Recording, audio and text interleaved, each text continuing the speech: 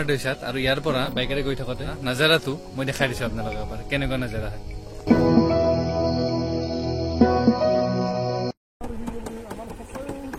আমাক উঠাই ফটো সিহঁতৰ ফটোশ্বুট জন চলি আছে আৰু মই উঠিম ফটো অলপ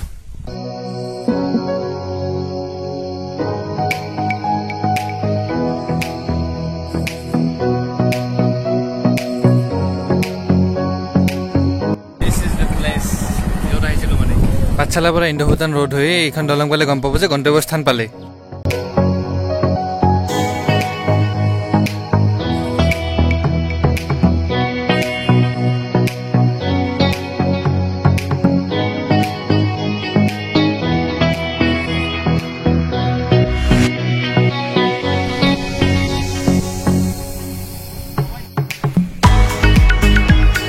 পানী খুচি অলপমান ভিতৰত যাব লাগিব আৰু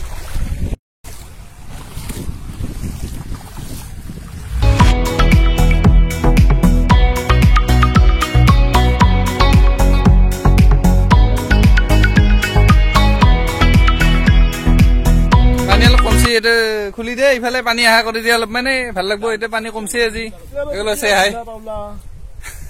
ফটোগ্রাফার ফটোগ্রাফি করব স্পেশালি হেই ট্রিবিউনাল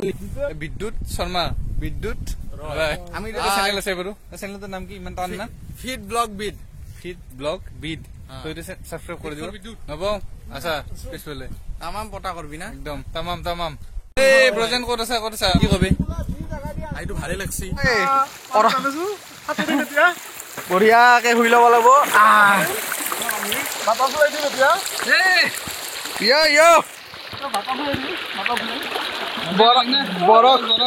বৰষুণ বহুত সুন্দৰ জেগা আৰু বৰষুণ যদি আপুনি পায় তাত আমাৰ আল্টিমেট নষ্টি নাই তো হাওক আপোনালোকে উপভোগ কৰক এটা কথা প্ৰথমতে নাহাৰ লগে লগে এটা বহুত প্ৰব্লেম আছে বৰষুণ দি আছে তো এনেকৈ আৰু ইয়াৰ নদীবিলাক সৰস্বতা নদী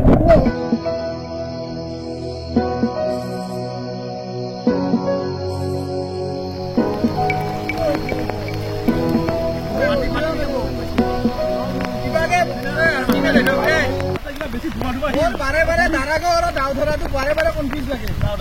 দাও ধৰা পানীৰ তলত আহি ধুনীয়াকে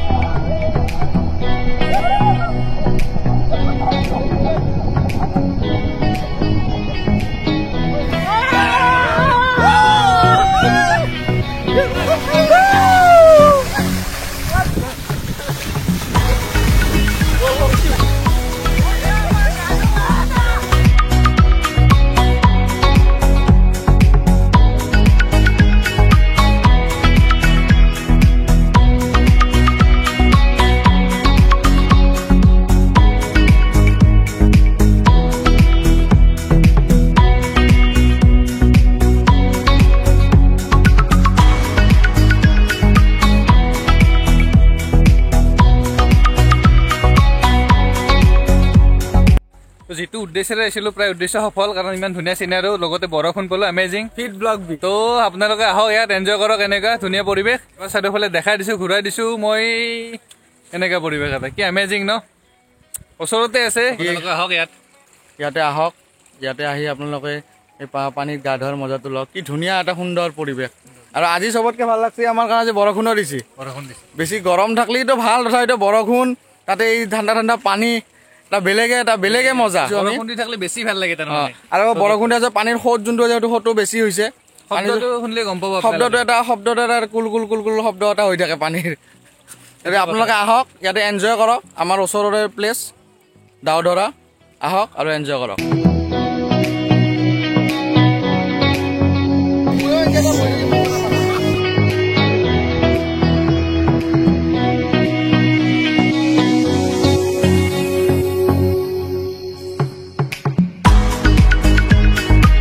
গা ধোৱা কৰিব শেষ, এতিয়া আমি যাবলৈ ওলাইছো। এইটো কৰা প্লেচ বাৰু আগত গাঁও থৈ আছে আৰু গাজি মাৰাৰ লগত 3বাৰ মাৰি গাঁও মানুহ দেখা পাইছিলো পুলিচে পুলিচো আহে। এইখিনিয়ে কথা। অলপ আগতে যিজন ল'ৰাক লগ পালো তেওঁ ক'লে ইয়াত আহে মানুহবিলাকে পৰিৱেশটো লেতেৰা কৰি থৈ যায়, কিছু পেকেট বিলাক পেলাই থৈ যায়। তো আহক ইয়াত আহি এনজয় কৰক। বাট কথাটো হ'ল কি আপোনালোকে মানে কি স্থানীয় মানুহবিলাকে যাতে বেয়া নাপায় এনেকে এনজয় কৰি গুচি যাওক।